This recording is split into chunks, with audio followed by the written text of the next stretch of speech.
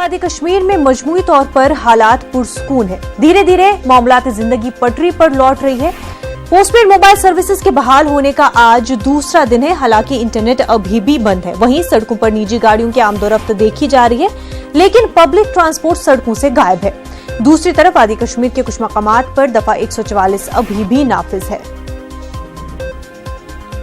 श्रीनगर से हमारे नुमाइंदे परवेज भट्ट बराह रास्त हमारे साथ जुड़ चुके हैं। परवेज, आपसे जानना चाहेंगे, आज दूसरा दिन है पोस्टपेड सर्विसेज को बहाल किए हुए, तो कैसा मंजर जो है आज वादी में देखने को मिल रहा है?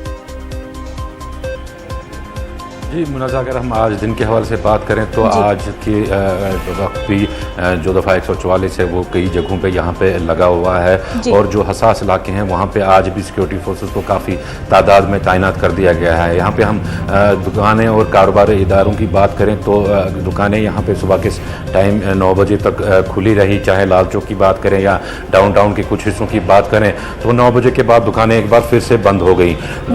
दूसरी ओर अगर हम पब्लिक ट्रांसपोर्ट के हवाले से बात करें, निजी गाड़ियों की नकल हमल जो है वो अच्छी खासी देखने को मिल रही है। कई जगहों पे ट्रैफिक जैम्स भी देखे जा सकते हैं। ताहम जो पब्लिक ट्रांसपोर्ट है जिसमें टाटा गाड़ियां या बाकी जो कमर्शियल व्हीकल्स हैं, सोमोज वगैरह, वो सड़कों से गायब ही हैं। वो सड़कों पे हमने अभी देखी नहीं है। यही हालात अगर हम देखें, यही हालात बाकी अजला में भी हैं। चाहे हम साउथ कश्मीर की बात करें या नॉर्थ कश्मीर की बात करें, बिल्कुल ऐसे ही हालात हैं। जो दफ़ा 144 है वो लगातार लगी हुई है और दुकानें और कारोबारी इदारे बंद रहते हैं और सुबह के टाइम खोलते हैं 9 बजे तक और 9 बजे के बाद फिर से बंद हो जाते हैं। यहाँ की बात अगर करें टेलीकम्युनिकेशन जैसा हम कल से बता रहे हैं कि एक बड़ी राहत जो मिली है कल से, जो पोस्टपेड फ़ोन्स को तकरीबन 40 लाख पोस्टपेड फ़ोन्स को रिस्टोर कर दिया गया है यहाँ पे वादी कश्मीर में। तो इस वजह से कल से ही हमने देखा जो रिचार्ज दुकानें हैं या रिचार्ज के जो आउटलेट्स हैं वहाँ पर लोगों की काफ़ी भीड़ लगी हुई है।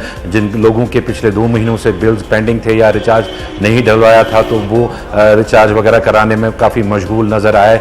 लोगों को एक बहुत बड़ी राहत मिली है इससे, क्योंकि कनेक्टिविटी बढ़ गई है। जो यहाँ बाहर जो तालिब इल्म पढ़ते हैं, यहाँ उनके वालिदैन हैं, वो उनसे रब्ता कायम कर पा रहे हैं, या जिनके भी रिश्तेदार बाहर हैं, या इवन अगर हम यहाँ श्रीनगर की ही बात करें तो यहाँ एक दूसरे रब्ता कायम करने में काफ़ी दिक्कतें होती थी, जो कि काफ़ी हद तक अब कम हो गई है। हालांकि लोगों की अब मांग है कि जो प्रीपेड सर्विसेज है, प्रीपेड सर्विसेज को भी जल्द अज जल्द बहाल किया जाए और उसके बाद जो इंटरनेट है, इंटरनेट सर्विसेज को भी रेस्टोर कर दिया जाए, क्योंकि बच्चों के इम्तहानात आ रहे हैं। कुछ ही दिनों में 29 से 10th के एग्ज़ाम शुरू होंगे और 30 से 12th के एग्ज़ाम शुरू हो जाएंगे यहाँ पे।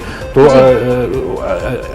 आखिरी लम्हात में बच्चों को एक सहारा मिल सकता था अगर इंटरनेट उनको मिल जाता था। अगर उनका बकाया कुछ सिलेबस रह जाता था तो वो उस पर कंप्लीट कर सकते थे और ऑनलाइन ट्यूटोरियल वगैरह जो हैं उनसे वो मदद हासिल कर सकते थे। तो बच्चों की मांग यही रही है कि इंटरनेट सर्विसेज भी अब रेस्टोर कर दिए जाएं। जी मुनाज़ा। बिल्कुल परवेज भैया, शुक्रिया आपका तमाम तफसीलात के लिए।